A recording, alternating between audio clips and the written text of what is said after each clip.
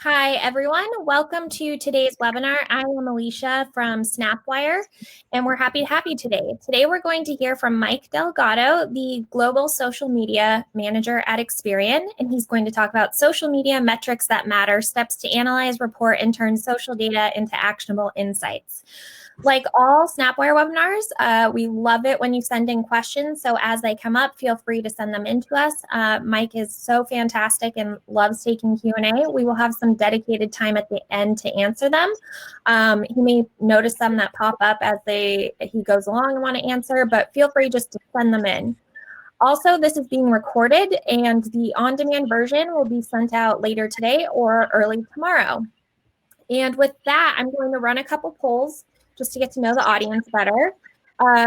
First, we would love to know, what is your company type? I know this doesn't apply to everyone, but it only allows 5 captures. I'll give you about 15 seconds. We'd love to know if you're in financial, business services, insurance, food and beverage, content agency, software, technology, or other. I'll give everyone about 5 more seconds. All right, it looks like we have a bit of a mixture. I totally get why other is the most popular. I wish I could add more here, but it looks like we're also followed by content and agencies. 2 more poll questions and I'll pass it over to Mike. What is your job role? Are you an executive, social, content, digital, or other? I'll give everyone about 10 more seconds.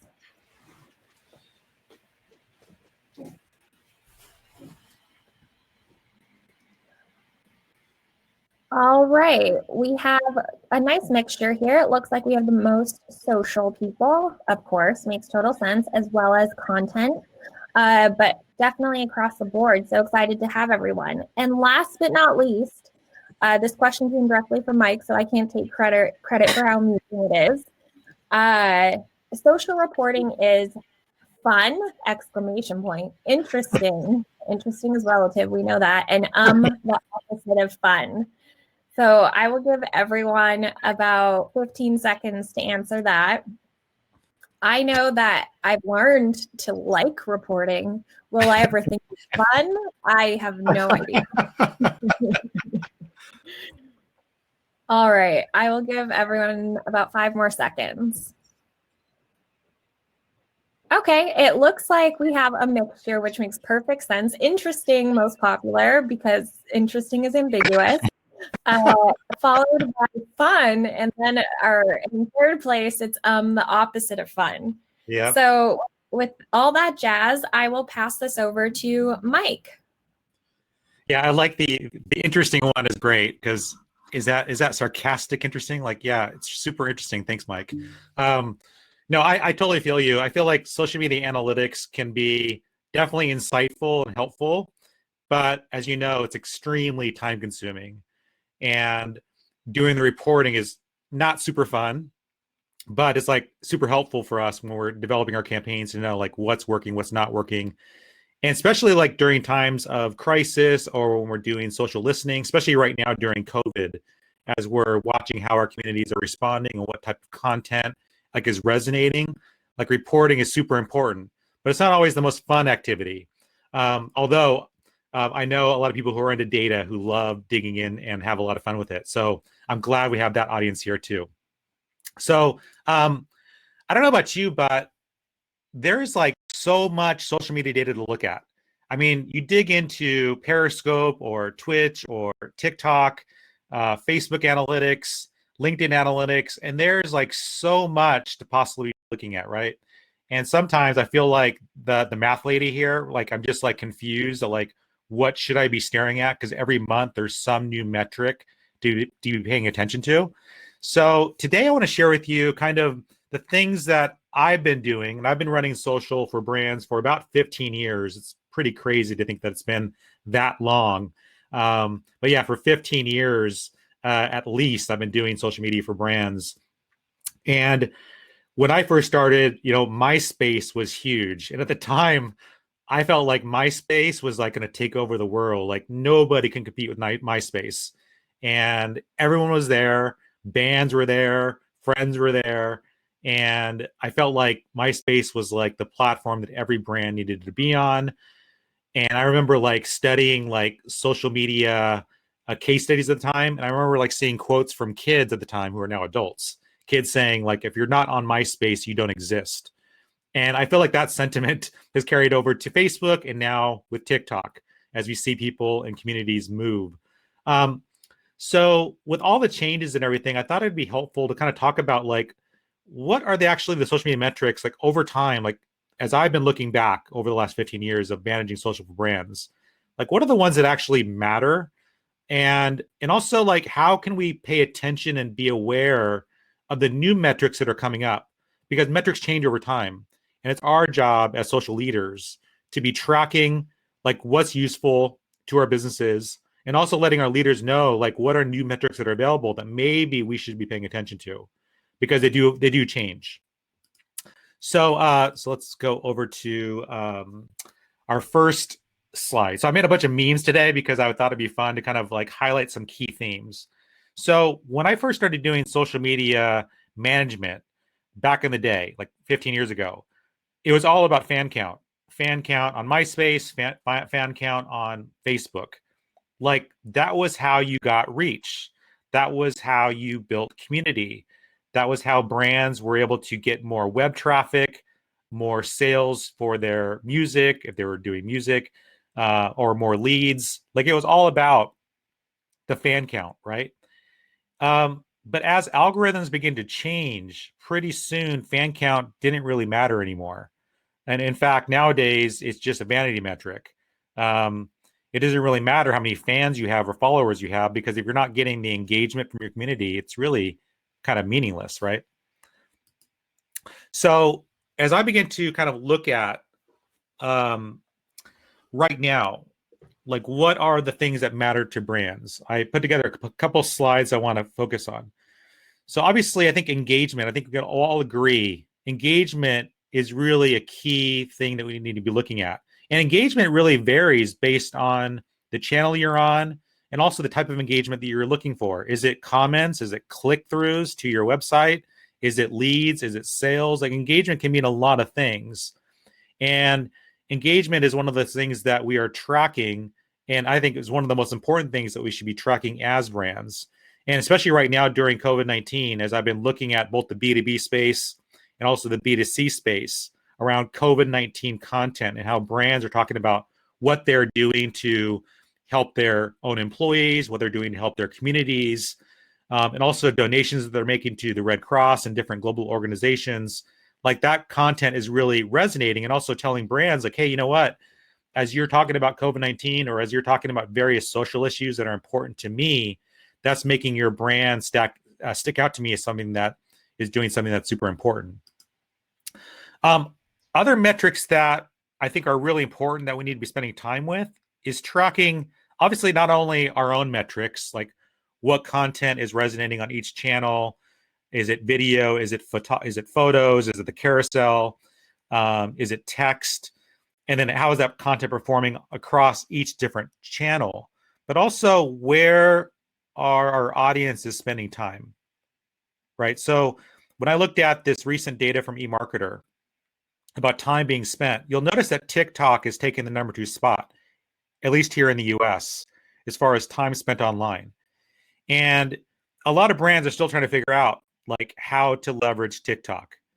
They had the same struggle back in the day when Snapchat first arrived. A lot of brands are struggling. How do we use Snapchat? Well, TikTok is a force to be reckoned with. If your brand is not on TikTok or hasn't been or isn't exploring how to use TikTok, it's something that you're really going to want to be focusing on because unfortunately, some brands aren't there yet. And if you're not there, you're not able to um, actually be gathering data right now that's going to be important to growing your communities there further on. We'll talk more about TikTok in just a bit. But I just wanted to focus like part of our jobs in social media is to be tracking where our future communities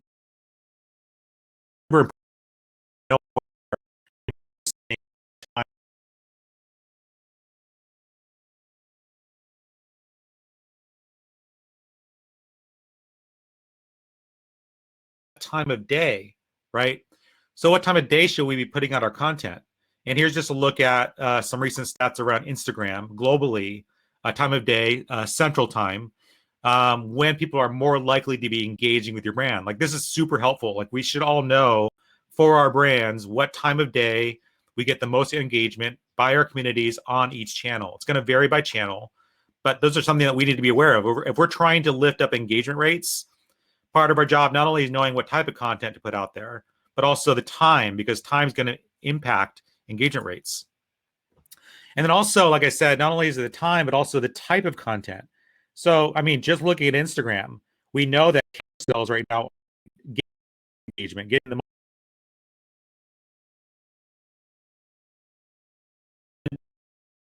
track metrics for your own channel. Now, this is just kind of a global look at engagement rates.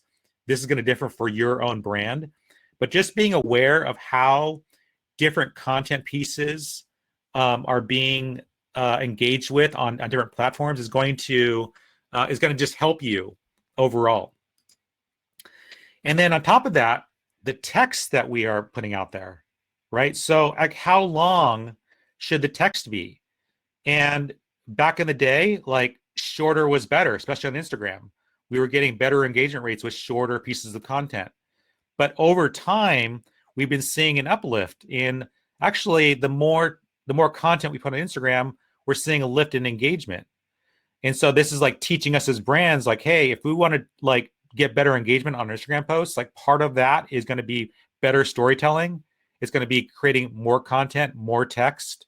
And so, like, these are the sorts of patterns that we need to be paying attention to. And the only way we're gonna know is by tracking, like, okay, what are best practices for brands out there, and staying up to date on benchmarks. But also, like, what are we learning about our own channels?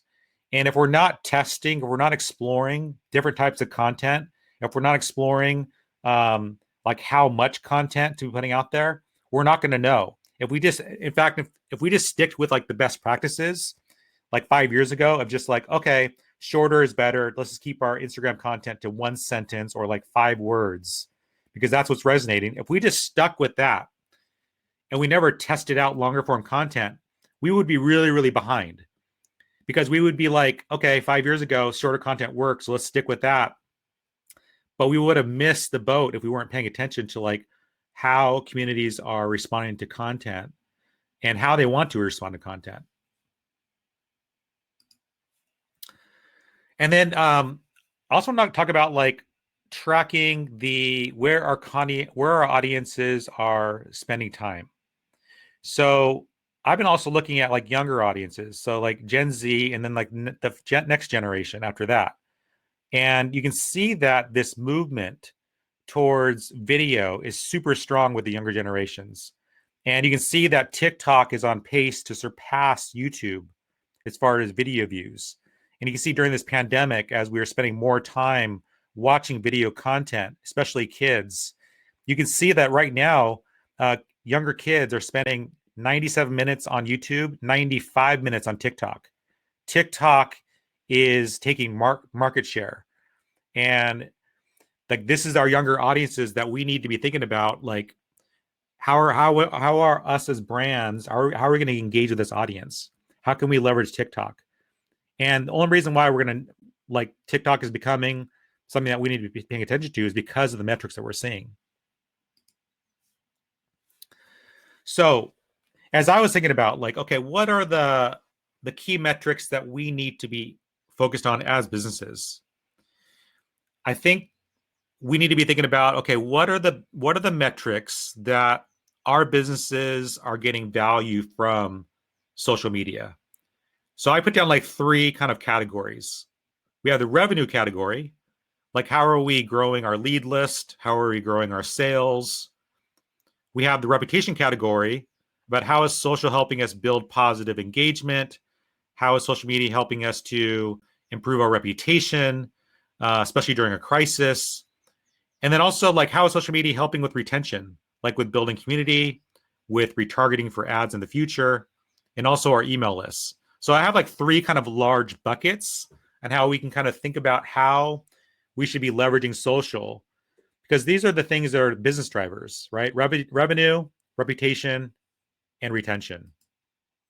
So as we begin to think about, and this is really, I put up a bunch of questions here that I think we always need to be asking ourselves. So, like, what are the social metrics that you're paying attention to right now? Like, think about what those are, and then think about like why. Like, why are you paying attention to those metrics? Those could be the right metrics for you, but why are you paying attention to them, and why are you reporting on them?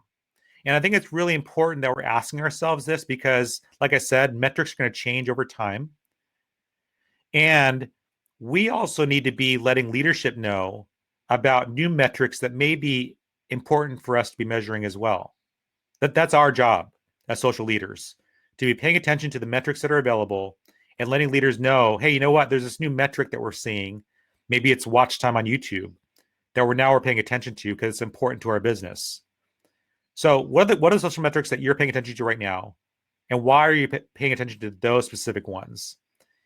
And the second one is, are you reporting on the right metrics? Are these the right metrics to be reporting on? It's okay to change them. It's okay to change your metrics. It's okay to be looking at other metrics that are out there that maybe you're missing. And then the other question I want to ask, number 5, is like, what do you want to know? Like, one of the big things about digging into social media data, like before you dig in, before you click on Facebook analytics, before you get into LinkedIn analytics, what is the question that's on your mind? Because your insightful questions are the ones that you need to be asking, because those are the ones that when you answer them, are going to be most helpful to you. It's going to be helpful for you when you're developing content. It's going to be helpful for you when deciding on when to put out that content. It's going to be helpful for you when deciding on what channels you need to spend time on. So it always starts with the question. And sometimes we make the mistake, and I make the mistake of just jumping right into my social media management platform, digging into analytics and just kind of seeing what I find. And that's certainly one way of digging and one way of finding interesting insights, right? But actually, the better way to go is before you even click in, to just like, wait a minute and think about what questions do you have? Like, what do you want to know? Like, what's curious to you about what's happening on social media in this moment, or what's happening on your own channels, or what's getting engagement? What questions do you have? Because that's going to drive the most insight for you, and will help you be more help you give more advice and recommendations to your leaders on actions you want to take in the future. Okay. So now I want to talk about social benchmarks. And social benchmarks are super important because, as you know, like the moment you share out a report with leaders about how a campaign is doing, or how a piece of content went out there, sometimes the question you get back is, well, is that good? Like, is that metric you just shared with me, like how many likes we got or how much engagement we got on that post, is that a good number? I don't know. You tell me. Like, you get that question back, right? Or you report out your quarterly number, how much impressions, engagement you got for the quarter for your different campaigns. And leaders come back to you and say, like, is that good? And then you're wondering, like, well, I can compare it to last quarter. Like, that's one way of measuring success, like quarter over quarter or year over year. But another way of looking at success is looking at industry. Like, how are you doing compared to the industry? How are you doing to others out there? And especially when we're trying to make decisions on like which way to go on our social strategies. Like, is it engagement metrics? Is it impression metrics? So I want to share with you, like, first of all, some of the benefits of looking at industry data, and then look at some of the challenges. So obviously the benefits of it is that you'll know how you're doing compared to your competitors. You'll know how you're doing compared to others in your industry. It gives you maybe some goals to set for yourself as far as reach numbers or engagement percentages, like super helpful for that, right? It can help guide you with that. And also, if you're doing really, really well, if your engagement numbers are really high, like, you can point that out to leadership, like, hey, you know what, this quarter we got, X% of engagement rates on Facebook and on Twitter and on TikTok. And in fact, this is how we compare to our industry. We're actually doing, 10% better than our industry. Like that's a huge win for you. And the way you can celebrate those wins is by showing like how you're comparing to the benchmarks, right? Now, there's also challenges with benchmarks because the benchmarks that have been set by others in the industry may not be realistic for you. Your competitors or others in your industry might have better engagement rates. They might have a thriving community that you don't have. And also, what you might not know is they might be doing a lot of paid spending. And so their engagement rates are going to be up just because they're doing a lot of paid and you don't have a big paid budget.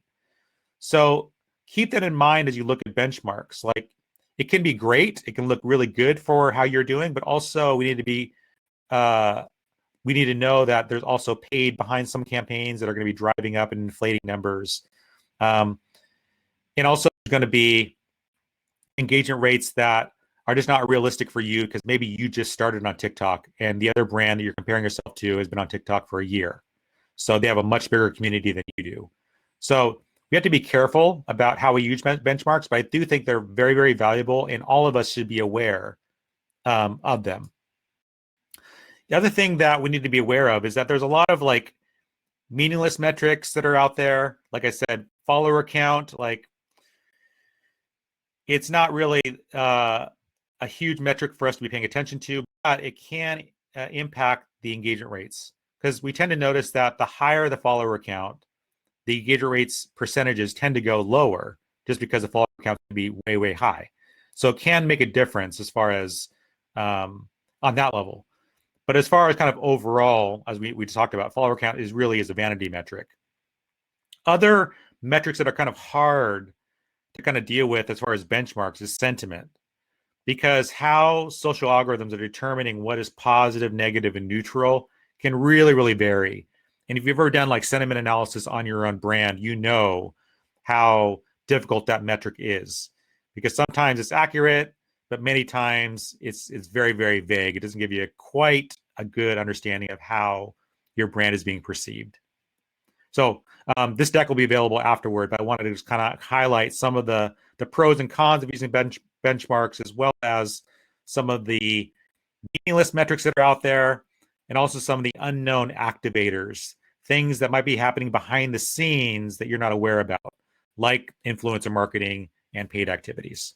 So let's look at some of the engagement rates, some of the benchmarks that are out there.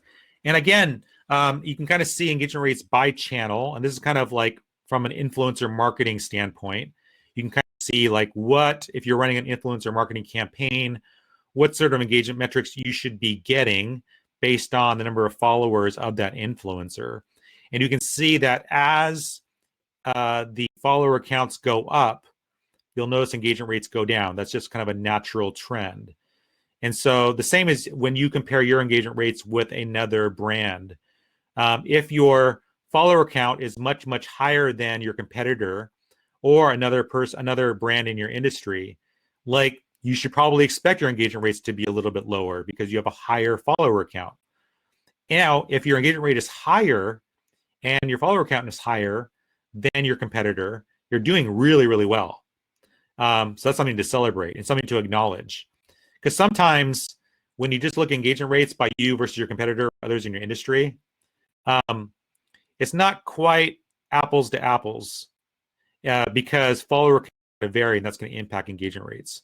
But these numbers are helpful just to know that if you are running campaigns, or if you're just wondering like how you're doing with your follower count versus others in your industry, and kind of trying to look for the apples to apples comparison, that can definitely help you with your own reporting to know like, are you doing well? Are you average? Or do you have some work to do?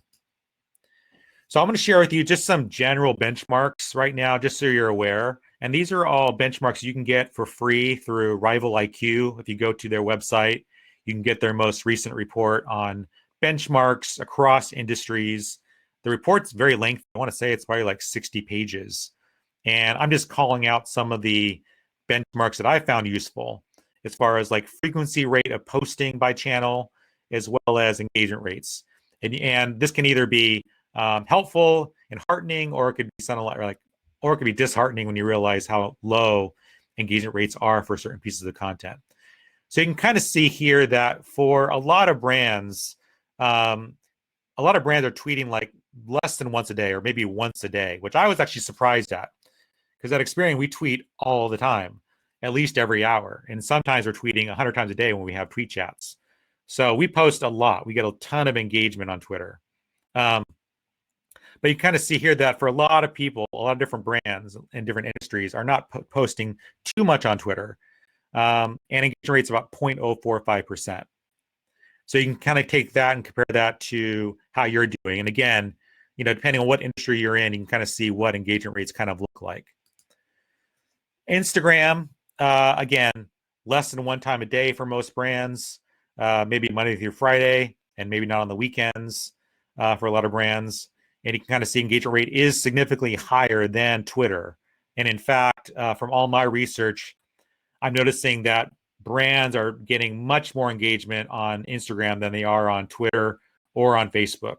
Like Instagram is the channel obviously for brands to be on. You'll probably get the most visibility and engagement there. And you can kind of see by industry how different industries are doing. Higher ed is doing really, really well. I think just people that are in college like to engage with their college and like to be active there. So that's one of the reasons why engagement is so high for higher ed. Also, sports teams, super high as well, as people like to engage with their sports teams on social. And then here's a look at Facebook. And again, significantly lower than Instagram. But again, you can kind of see higher ed, sports teams are dominating on Facebook. You can kind of see where your industry is at here. And here's a look at engagement rates. And you can kind of see here that, again, the more followers you have, the engagement rates kind of dip, but the visibility that you're getting is huge. When you have 10 million followers, that's just amazing visibility for your brand. And if a brand is able to partner with an influencer that has that reach, it can be huge. So I just wanted to call that out. Okay, and then something interesting too, that as we look at benchmarks, we have to realize that benchmarks move. And there's points in time, like right now during COVID-19, where the benchmarks maybe that we were referring back to aren't relevant anymore because things have changed. And maybe the content that we had planned is no longer relevant. Maybe it's tone deaf, so we had to stop the content. And so when we all went into lockdown mode, like in early March, in April, when we started to all work from home and a lot of our content, we had to like kind of pause. We weren't quite sure what to be doing on social. What was interesting is that posting went down for a lot of brands. Advertising went down for a lot of brands because it just wasn't relevant. A lot of us started talking about how can we stay safe? What were things that we can do to share ways that our community can stay safe during COVID-19? So we noticed that during this period, especially at the beginning of COVID, that posting went down for most brands and engagement went up. And part of the theory here is that because there was less post competition from other brands, the postings that were available were getting more visibility on different channels because they were sticking around longer. Maybe they were pinned longer. So it was interesting to see initially that engagement went up for a lot of brands, but posting went down. So I just wanted to call that out, is that when we go through these seasons of crisis or seasons like right now, a pandemic, things are changed. So this is where another challenge of using benchmarks is that we're looking at engagement rates and reach rates a quarter ago or a year ago, which may not be relevant to today. So that's another kind of thing to remember as you're critiquing your own engagement rates and comparing it to others in your industry. Look at the time frames. Look to see that you're kind of measuring yourself against the same time frames. And then Rival IQ also has a pretty cool tool. I was just looking at how we were doing versus one of our competitors, and it's a great way to also, if you don't have access to like benchmarks for others in your industry, you can also look at your own competitors and put them in and kind of see like how you're doing versus them. Now, here are some tips on where you can get benchmark data. So there are lots of reports that are out there. Rival IQ has reports. The Sprout Social Index is a good report. Also, if you have access to an agency, they can provide you with their own reports. And also, just within your own platforms, if you go to Facebook Insights or LinkedIn Insights, or I'm sorry, LinkedIn Analytics, you can dig into your competitors there. Like a lot of times, it'll show you others in your industry and how you compare to their own impression rates or engagement rates. Now, remember, you're not going to get visibility into if they're doing paid. So that's the only thing that's kind of difficult as you start to look and review how you're doing versus your competitors. You're not going to know about influencer marketing from them or their paid campaigns. So you have to kind of like just remember that in the background as you pay attention to how you're doing versus them. But again, all these numbers are good to be aware of, and they're helpful when you get that question from leaders saying, well, so what? Like, how does that metric compare to others in our industry? You can tell them, here's how we're doing compared to our industry, or here's how we're doing versus our key competitors. And it's a great way to show success. It's also a great way to help you set meaningful and actually realistic goals for yourself. Okay, so now I want to give you some case studies on how do we turn some of these social media metrics, this analysis, into actionable things that we can do as brands. I want to give you a couple case studies that are actually happening right now for us at Experian. So, like I said, like the first level, you have all this data, and data is like great. It's there. It's not until you actually start to dig into the data and ask the questions where you can actually get some helpful information. But it's not actually until you are asking very specific questions that you can actually get insights that are actually going to drive your strategy. So I mentioned this on the last webinar that at the very beginning of COVID, I was tracking to see what were our communities talking about. And I'm looking at just English mentions globally. And here's just kind of a look at the various conversations that were happening around the kind of the green mentions are those that are kind of like staying safe, social distancing, wearing masks. We saw a lot of that conversation happening from our community. And then you kind of had the political conversations around boycotts, mask, maybe some criticism on mask wearing, maybe protests that were happening, also conversations about the upcoming elections and things Trump was saying. And also there was a huge increase in racism, both against the Asian community early on, and then of course the Black community, as we saw, especially highlighted when George Floyd was killed by police. So we saw just a whole bunch of this data, right? So this is all coming in, and I'm analyzing this. I'm looking at, okay, how is this data going to be helpful for me as a brand? How can I leverage this to create helpful content to my community? And I can see that my community really it needs help. They want to know how they can stay safe. And that was something that was meaningful for us. And so we were able to develop some campaigns around stay safe. And then just kind of looking at this period too. And this is just a quick chart that I made showing that, okay, in February, conversations around staying home, how do we stay safe? And then in March, remote working, there was layoffs that were happening. Our community was talking about that. We saw an increase in anti-Asian racism. And then we started to see, of course, when George Floyd was killed by police, we saw the Black Lives Matter movement increase. And then right after that, we went right into Pride Month, and we began talking about the increased violence towards our Black trans community. And right, so there was like all these things that kind of happened back to back to back. Then we had the Facebook boycott, then the Instagram boycott, and now we're in election season. All these like key periods, we're getting as social media leaders like tons of data, right, from our communities, and we're trying to navigate. Okay, how should our brands be responding? What sort of content should our brand be putting out based on all the data that we're getting from our communities? As we're listening, as we're paying attention, how are we making sure that our content is relevant? How do we make sure that we are not being tone deaf on social? The only way, right, is by listening, paying attention to the data, and then responding. So let me give you an example of that. One more slide. Aside from the topics, we also were looking at social media and just the dramatic increase in video views, daily stories. We were also seeing people were doing a lot more podcasting, talking about podcasts. So there was like, you had the issues going on, and then you also saw the changes in social media behaviors on people wanting more video content, wanting more audio content, and also wanting brands to be talking about relevant issues and not being tone deaf. So let me quickly share with you a quick case study. So in the very beginning of COVID-19, we were seeing just an uptick in anti-Asian racism. And as I began to just kind of track this globally and beginning to see different organizations, Harvard, the Human Rights Watch organization, the United Nations, all addressing anti-Asian racism.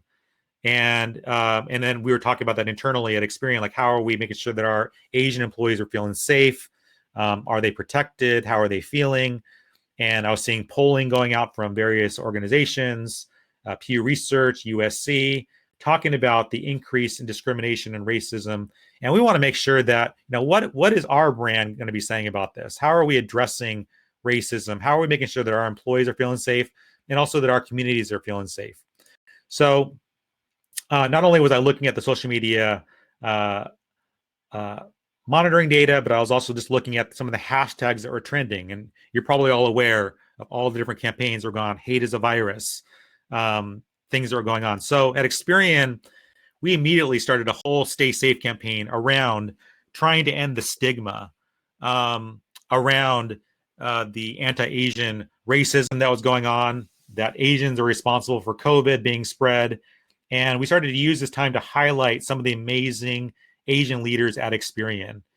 And so that was just one of the things we did. We did video content, a lot of video content, podcast content, and a lot of visuals across all of our channels to highlight the ways to help end the stigma, and also just to highlight all the amazing Asian leaders at Experian. Okay, and then, as you're all aware, May 25th, George Floyd was killed by police. Video went viral. Brands all over began to talk about, how are we addressing systemic racism in America? What are we doing about it?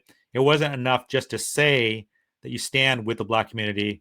It was, what else are you doing to make sure that your employees are safe and also making sure that the Black communities are safe?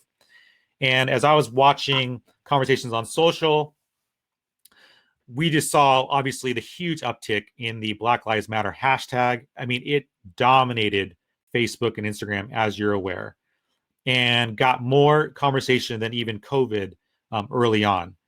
And so brands around the world began to pay attention and be able to begin to talk about what they were doing to support Black lives, the Black community, Black employees. And so as I began to just watch different brands, you saw Instagram, YouTube, TikTok, everybody was addressing this issue, as they should. And so at Experian, we also were like paying attention, and also we're like thinking about like, okay, how do we meaningfully talk about this? So we're talking with our employee resource groups about not just saying that we stand with the Black community, but also like, what are we doing about it? Like, aside from donations, like, what are we doing about this situation? So on social, we responded. We did, like I said, video content.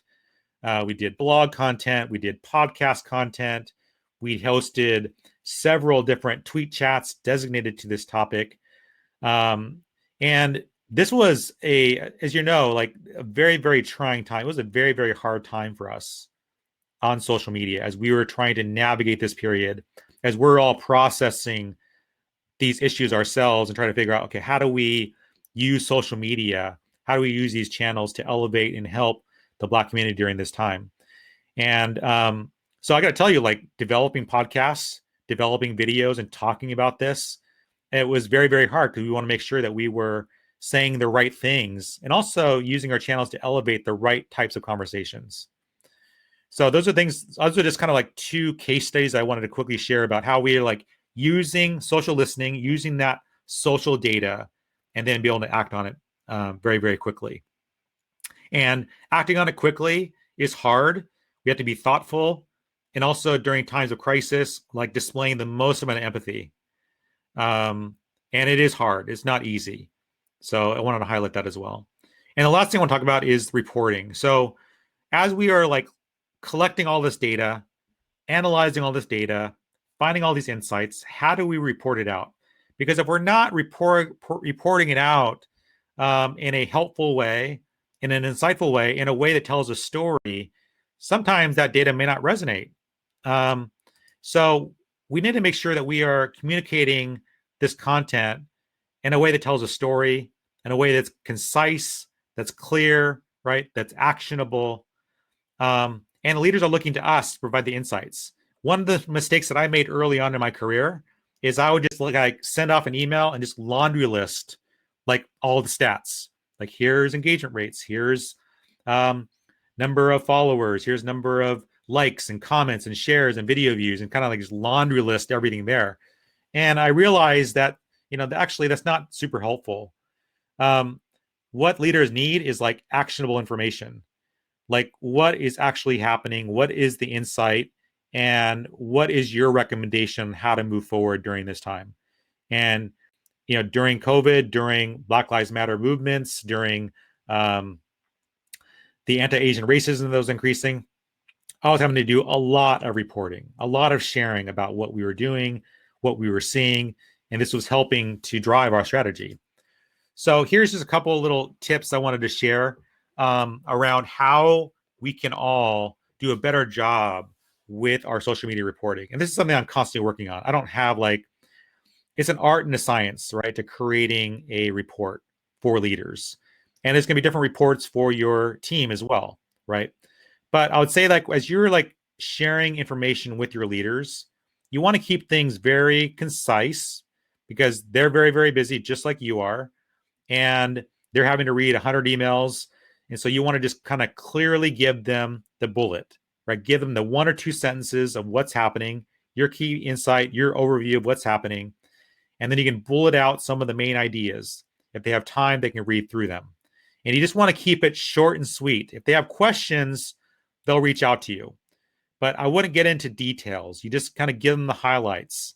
If they have questions, great. You can give them the details later. But for now, especially during a crisis, you just want to give them the key points. And I also think what's helpful is not only the quantitative data, which tends to be easier to get, right? Getting the engagement numbers or the impression numbers, comment numbers, that's kind of the easy stuff to get. But the qualitative data, so like screenshots of relevant tweets, screenshots of relevant comments on Instagram that relate to your brand or what's happening, can kind of give and tell a story. And so aside from giving the qualitative data, it's really important to tell the story with visuals. So showing the screenshots of what your community is saying or what people are saying about that issue is super, super important. And then I want to give 2 quick examples of reports. So the first one is a social listening report. And during COVID, we've had to do a ton of social listening. So again, the way I kind of think about sharing these reports out, it's number 1, what's the insight? That could be 1 bullet or 1 sentence. How is it trending? Do I need to give you a chart showing you the hourly mentions, the daily mentions, the weekly mentions? What's the impact? How impactful is that issue? Are influencers talking about it? What sort of reach is it? How is it impacting your brand? Is it impacting your brand? Or is it just an issue that leadership needs to be aware of so you can create content around it? And then again, screenshots, super important for telling the story. And then maybe sentiment. It really depends on if you have accurate sentiment data. And then other types of reports we do are social campaign reports. So how is your campaign performing? Again, key insight, what did you learn? How is it impacting your brand? What sort of engagement did you get? What sort of reach did you get? Result in any sort of business value? Again, leads, sales, email list went up, subscribers went up on YouTube. And then again, screenshots, and then trending. And I think trending is super important for a lot of reports because you want to know how is that issue going up? Is it going down? That's going to help you predict what's happening next on social, and then also help you with content creation. So I know we covered a lot, so I'll just leave it here, this slide here as we go to questions. But again, number one, it starts with asking the questions before you dig into your data. Ask the questions that are important to you. What do you want to know? And then focusing on the data points that are actually helpful to your business, whatever it is. It could be conversion, it could be reputation, it could be retention, it could be revenue, like whatever that is super important to your business. Pay attention to those metrics and share those out with your leaders.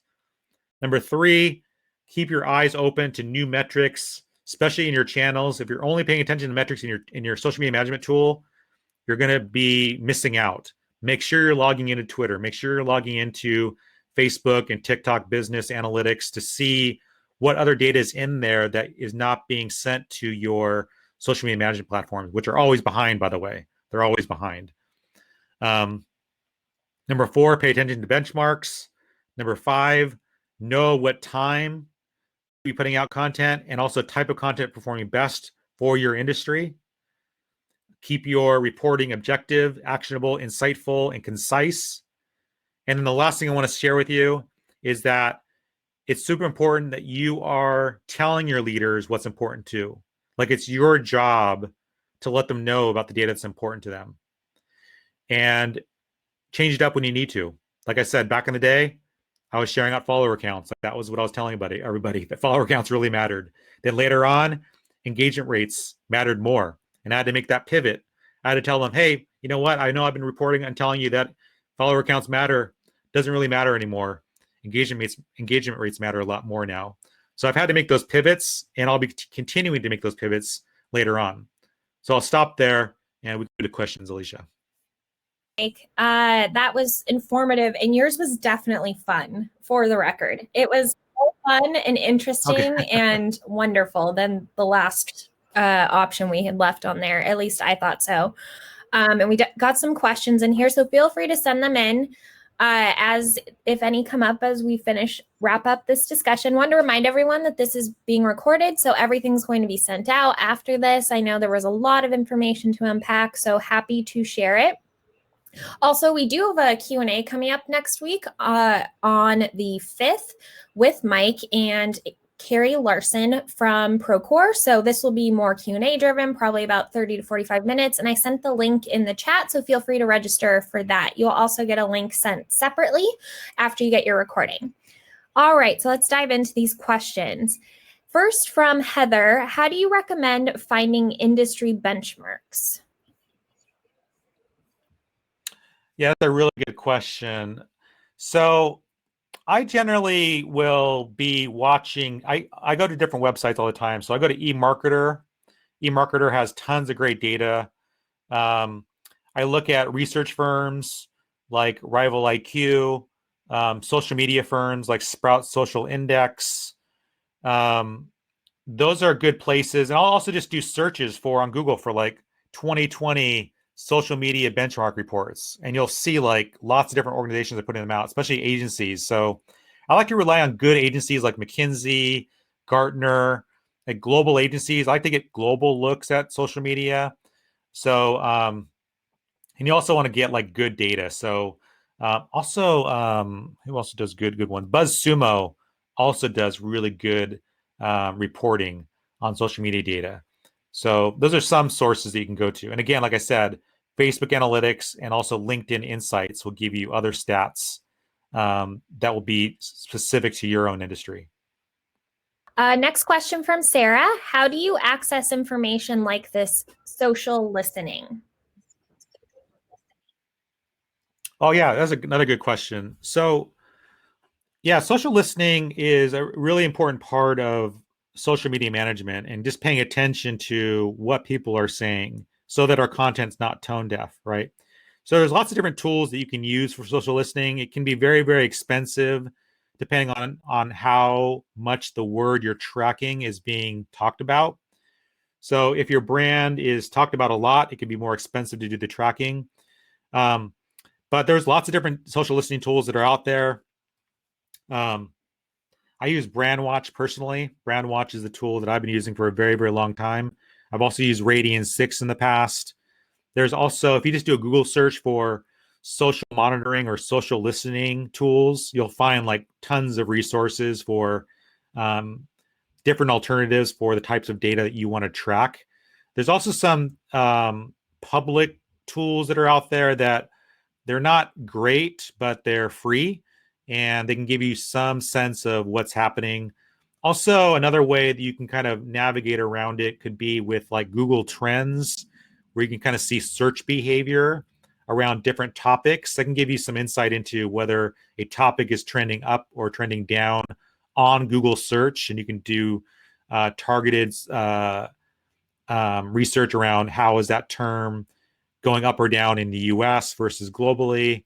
So that's also a free tool that you can use. But if you do Google search for like social listening tools, you'll find a whole bunch. They can be kind of expensive sometimes, depending on how much that term is being used that you're tracking.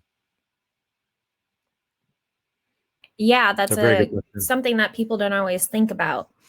Next question, how do you know that engagement rate is more important than followers? What are some good sources for understanding those changes in the algorithms? Oh yeah, another good question. So, and this is the thing, like working in social, engagement rates and impression rates, like what we're paying attention to, it does change over time. And so, like I think follower count is like, again, it's good to be aware of it, and it's helpful to know that as follower counts go up, engagement rates kind of dip. So there is a correlation between them. But I think the message I was kind of trying to share in the beginning was that the number of followers that we have doesn't equate to actually engagement, and it doesn't equate to actually reach, because the social algorithms are going to show your content based on relevancy and whether the algorithms think that your content is going to engage that person. And back in the day, the larger our follower count, the more visibility we got. It's just not the case anymore. Again, it's really going to depend on your own channels. So I would say pay attention to how your own engagement rates fluctuate based on your follower counts. But I think right now, engagement rate is far more important to be paying attention to than the follower count. I hope that's helpful. Something that I know became a huge deal. Well, not from that perspective, but with influencers and stuff like that, where their followers were going to be shown and all those types of things. But it's like true influence isn't necessarily how many people, because then if they don't engage, so that's a whole rabbit hole, but great question. What's a social media management tool that you recommend? Yeah, there's lots of good tools that are out there. I think from a research standpoint, I think BuzzSumo is a great tool for doing research around types of content to put out. You can research basically any keyword and see how it's trending. You can see how your website's doing as far as shares on social. I think BuzzSumo is a great tool for social media research and for a little bit of listening. I think for a social media management tool, I think something that's pretty cost effective is like Hootsuite. I think Hootsuite does a pretty good job. You can get like the pro account, I think, for maybe $15 a month to be able to help you schedule out content. And you do get some helpful analytics through Hootsuite. I think you get a lot of value for Hootsuite for a social media management tool. More questions, and then we'll wrap up. Is the algorithm still accurate where less posts on social, specifically Instagram, lead to higher engagement? Yeah, that's another good question. And I think we saw that, especially during the beginning of the pandemic, like the less posting, the more engagement those posts got. And part of it was just that there was less in the queue for social media channels to be putting out there.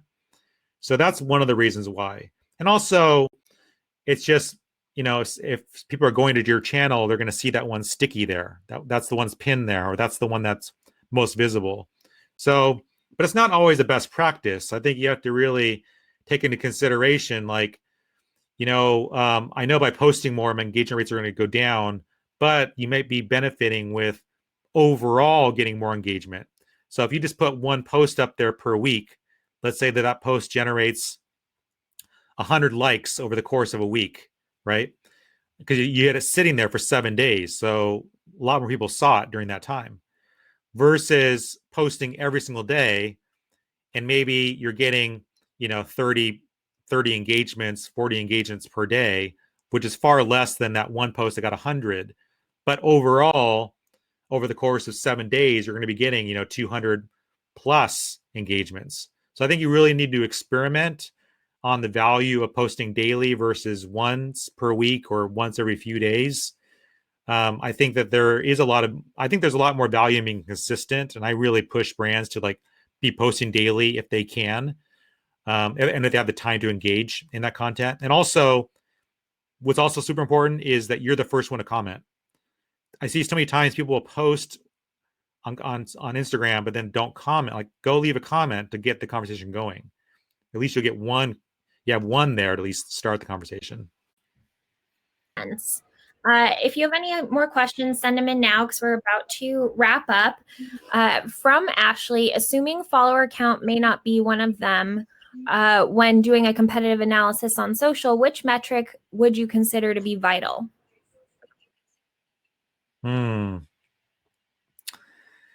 Yeah, I think, and from looking at the benchmark reports and things that are most easily accessed, I think the engagement rates are something that we should be tracking because it's valuable to know how our competition is doing and how others in our industry are doing on each channel. Again, engagement rates are going to fluctuate by channel.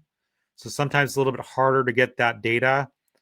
This is why I think Rival IQ does a pretty good job of sharing. It doesn't give you all the channels, but it does give you the main ones. So I think engagement metrics are good. And again, if you don't have access to those tools or those reports, just go to your competition's Instagram page, go to their LinkedIn pages, go to their TikTok accounts and get a sense. You'll have to manually do it, but just look at the last, pick random times, random days over the last month to get a sense of how they're doing. It's manual, but that'll give you more insight into how your competition is doing. Question, and that is, considering all the different business types that are out there, what are your thoughts and recommendations for if you're B2B versus direct to consumer or whatever you think, what channels are the best performing for each type of sector, if you will? And finally, as this is kind of selfish, as a B2B marketer, and probably generationally too, I'm a little scared of investing time into TikTok because it feels like TikTok you have to put more time into than some other channels. Do you think it's worth exploring, especially for a B2B company? Yeah, that's such a big question. I wish I had more time for that one. So I think we all kind of know like LinkedIn tends to be more B2B. Instagram is a mixture of B2B and B2C. Twitter definitely a mixture of B2B, B2C. I think with TikTok, it's interesting because knowing that in the US, it's the second most active channel for people and most time spent. I think that brands need to take TikTok seriously from a thought leadership perspective for B2B. I know that a lot of leaders think, especially my generation and older, like think it's a dancing channel. And there is a ton of great content, right? Great and entertaining content, but it's also a thought leadership channel. And there's a huge opportunity for brands to create some really thought provoking, interesting content to reach specific audiences through hashtags, just like you do through Instagram. And seriously be thinking about Instagram as a video channel for your brand. I don't think it's something you want to wait on anymore. I think it's something that you really need to be thoughtful about for the future.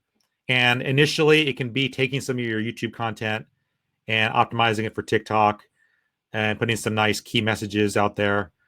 But I do think it's a channel that we can't ignore, and it can be used for B2B. And don't wait for the case study of your competitor. Like, be the first one to do it and give yourself time. It's going to take time to build community.